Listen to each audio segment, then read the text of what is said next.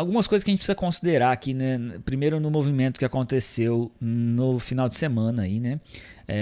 O Bitcoin foi lá fazer fundo, né? A gente foi fazer fundo lá em 17.700. Eu já vou mostrar gráfico, não vou ficar enrolando hoje muito não. Já vamos falar de gráfico antes da gente falar das questões que a gente precisa tocar aqui. Na sexta-feira eu fiz aqui com vocês a live e falei, né? Tracei aquela Fibonacci de novo, fazia tempo que eu tinha, ela ficou bastante tempo no gráfico aqui, o Bitcoin passou de outras coisas aqui, eu tinha apagado ela, mas eu coloquei de novo na sexta-feira. Na sexta-feira o preço estava em 20 mil dólares ainda, né, quando a gente fez a live aqui à tarde. E aí eu falei para vocês aqui no dia, né, que a última correção, a máxima correção que a gente poderia ver aqui, dentro do padrão de correção, seria o 78,6. Não é todo mundo que usa o 78,6 aqui para Fibo, né, mas muita gente usa e muita gente considera inclusive o 78,6 como a principal das correções, né? A maioria considera o 61,8, mas eu já vi gente considerando o 78,6 como a principal correção. E coincidência ou não, né? Olha exatamente aonde o Bitcoin foi parar, né? No dia eu falei para vocês aqui que era entre 17 e 18 mil dólares aqui, e o preço foi aqui em 17.567 aqui na Coinbase, né?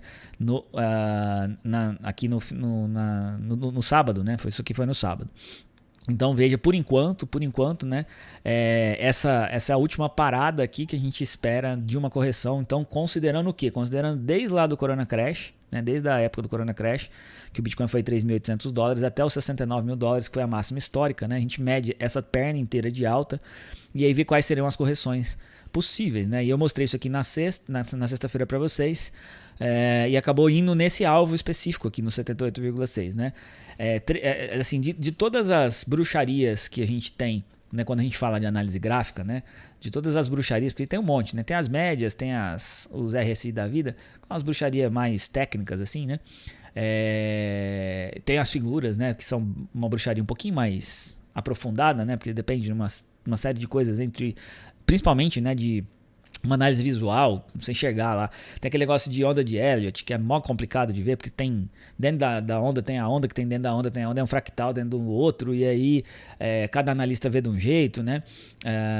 O Fibonacci também tá entre essas bruxarias que cada um vê de um jeito, né? Tem algumas formas de traçar, mas nem todo mundo enxerga a mesma forma de traçar a Fibonacci. Você pode traçar da perna, pode fazer a expansão, a extensão, a projeção, uma série de formas, mas dentre as bruxarias, né? A que mais dá, na minha opinião, dá resultado prático, assim, de mostrar realmente o tamanho de movimentos é Fibonacci, né?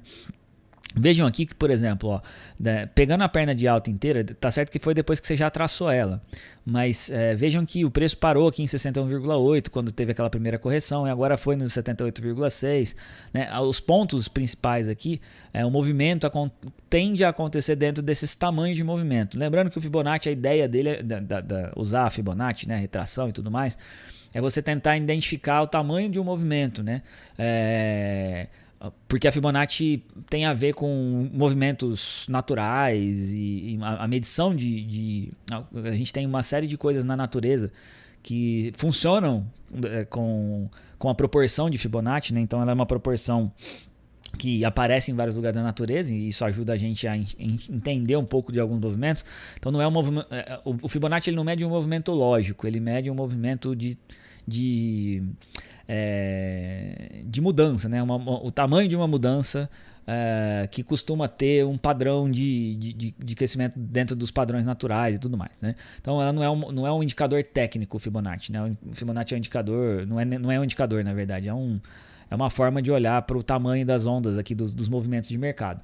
E, né, o Fibonacci aqui nesse caso, tá, pelo menos até o momento, né, ele está indicando aqui que a gente segurou aqui na região de 78,6, era a correção máxima mesmo, né? Lembrando que aqui a gente já está perdendo a média de 200 semanas, e assim, perder essa região do 78,6 aqui, aí segundo a teoria aqui, a gente iria lá voltar no 3 mil dólares, né? Se fosse só pelo Fibonacci aqui, porque acabou as correções possíveis, aqui a gente sai desse regime. O que a gente tem depois dos 20 mil dólares aqui? A gente tem os 14 mil dólares aqui, que é esse topo anterior, né? Que foi o topo antes da gente fazer máxima histórica aqui. A gente fez o topo de 2017, 2018 aqui, com o Bitcoin perto de 20 mil dólares. A gente tem essa queda de 80 e poucos por cento, 84% aqui, aí volta a subir, faz essa máxima aqui em 14 mil dólares, corrige de novo lá no 3, lá na época do Corona Crash, aí faz a máxima histórica. Então esse aqui é o próximo ponto. Se a gente perder a região do 17 aqui, esse aqui seria o próximo ponto de parada. Depois a gente tem alguma coisa em 10, né, que era um topo também importante, aqui, numericamente falando, 10 mil dólares é uma região importante também, né? Até era topo aqui, é uma região que número inteiro, que o mercado gosta, então são os pontos importantes que a gente tem para frente aí.